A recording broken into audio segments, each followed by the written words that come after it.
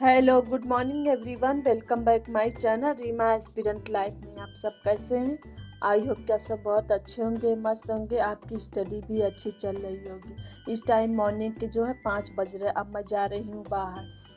आज 5 बजे उठी हूँ, इसका ये मतलब मैं पढ़ने के लिए नहीं उठी हूँ। मैं पढ़ने के लिए नहीं, खाना बनाने के लिए उठी हूँ, क्योंकि आज जिउतिया का पारण है। इस वजह से जो व्रत थी 24 घंटे हमारी मेरी मम्मी, तो उसके लिए खाना बनाना और पूजा भी करना, जो 7 दिन के लिए पानी दिया जा रहा था पितृपक्ष में, तो मेरे आजी के लिए बाहर आई, देखी तो हल्का हल्का उजाला हो गया था और आज आंधी भी चल रही है। अब मौसम थोड़ा बादल बादल है, लगता है बारिश होगी। अब मैं जा रही हूँ खाना बनाने के लिए पानी लेने।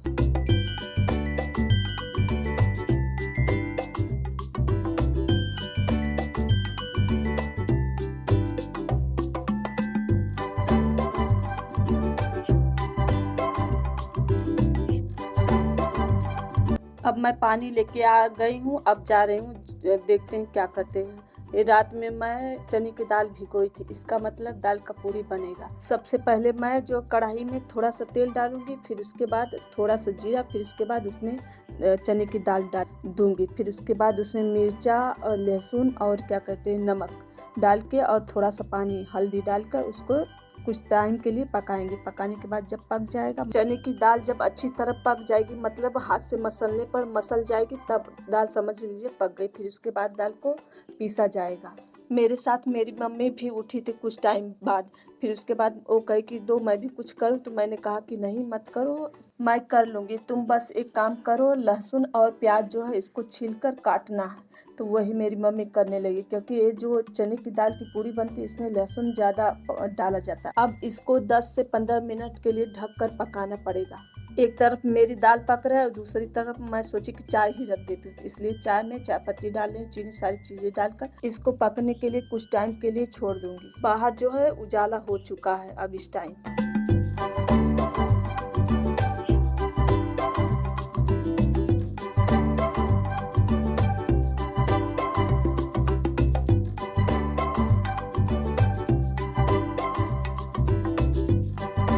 जो दाल पकाने के लिए रखी थी वो पक चुकी है। अब इसको पीसा जाएगा, बस उसको ठंडा होने के लिए रखी। अब मैं जा रही हूँ पनीर बनाने। जैसे घर में कुछ जब रहता है, कुछ बनाना पड़ता है, तो बहुत काम हो जाता है। छोटे छोटे काम जो है बहुत हो जाते हैं। जैसे कि पनीर बनाने पहले प्याज ढेर सारा काट के रखी हूँ, लहसुन मिर्च टमाटर सब तैयार करके उसके बाद बनाने जा रही हूँ पनीर।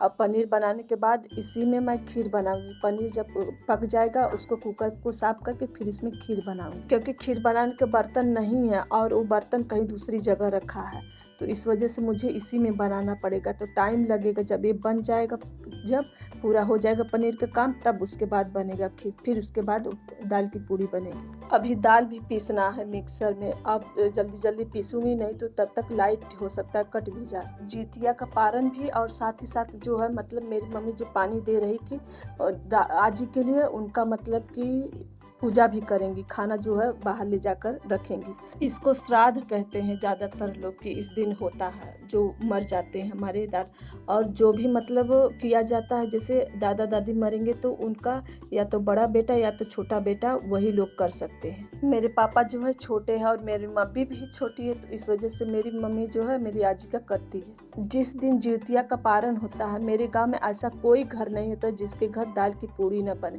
खीर न बने, तो ये जरूरी सब बनाते हैं। मेरी पनीर की सब्जी जो है बस होने वाली है। इसमें हल्का पानी डालूंगी और पनीर डाल के कुछ टाइम 10 मिनट पकाऊंगी, फिर उसके बाद इसको नीचे उतार दूंगी। मेरी पनीर जो है बनने के बाद मैं कुकर साफ की हूँ, अच्छी तरह से। फिर इसमें दूध डाल रही हूँ, क्योंकि इसमें जा रही हूँ खीर बनाने। खीर का बर्तन था ही नहीं। अब इधर मैं जो दाल है उसको फिर से भूज रही पचफोरन से, क्योंकि पचफोरन से भूजने पर, जीरा से भूजने पर स्वाद अच्छा हो जाता है। तो उसको भूजने के बाद अब मैं बनाना स्टार्ट कर दी हूँ दाल की पूरी। चूल्हे की दूसरी तरफ मेरी खीर पक रही है और इधर मैं दाल की पूरी बनाना स्टार्ट कर दी। कुछ बनाई हूँ और कुछ अभी बनाना बाकी है। ज़्यादा हो जाएगा तो हो सकता है रख दूँ शाम के लिए। 1-2 पूरी बनी थी, तभी मेरी मम्मी जो है जो भी करना था आजी के लिए वो कर चुकी है, तो उसका वीडियो मैं नहीं बना पाई, क्योंकि मैं बहुत ज़्यादा काम था। छोटे छोटे काम जो आज बहुत बढ़ गए। सुबह से ही 5 बजे से लगी और 9:30 बज गया मुझे पूरा खाना कंप्लीट करते करते।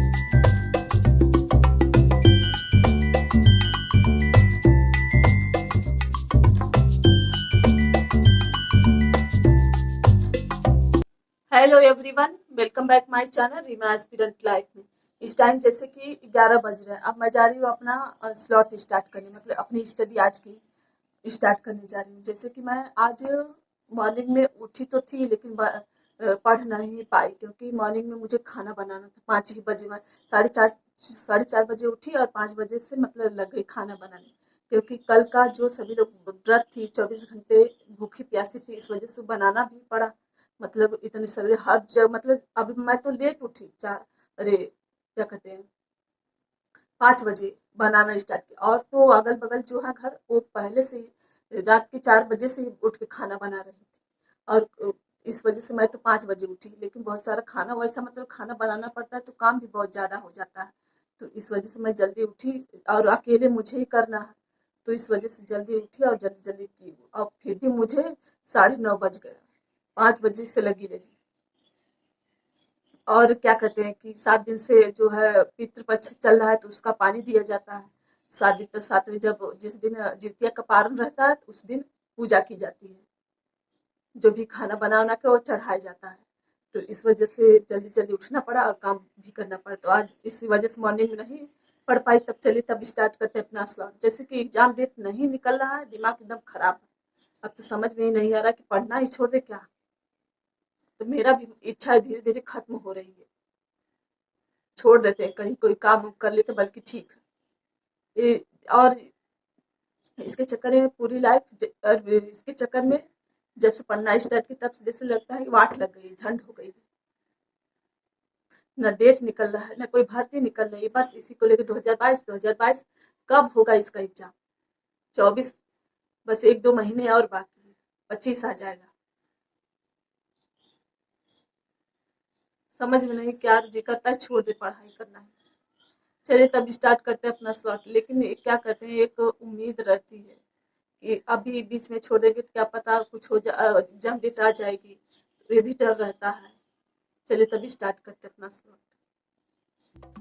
मेरे फर्स्ट स्लॉट में मैं आरडीए पढ़ना स्टार्ट कर दी हूँ। जैसे कि मतलब 3-4 जो पढ़ी थी आरडीए में, उसका रिवीजन सबसे पहले करूँगी।